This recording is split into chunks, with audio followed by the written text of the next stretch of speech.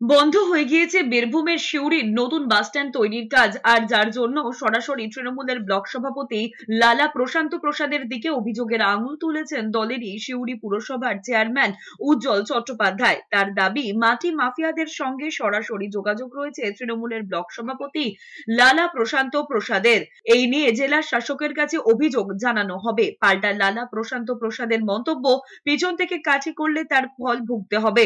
সিউড়ি শহরে যানজট সমস্যা দূর করতে শহরের বাইরে 14 নম্বর জাতীয় সড়কের পাশে তিলপাড়া এলাকায় নতুন বাসস্ট্যান্ড তৈরির পরিকল্পনা দীর্ঘদিনের। সেই মতো সোমবার তিলপাড়ার কাছে প্রস্তাবিত নতুন বাসস্ট্যান্ড এলাকায় মাটি ভরাটের কাজ হচ্ছিল। সেই কাজেই বাধা দেয় স্থানীয় লোকজনেরা। তারপরই থমকে যায় কাজ।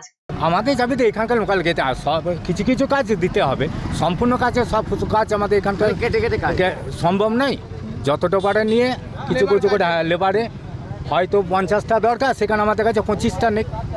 বা ট্রাক্টর হয়তো এখানে যে হয়তো আমাদের 200 খানা আছে, সেখানে পার ডে 30টা 25টা করে নেই, 40টা নেই।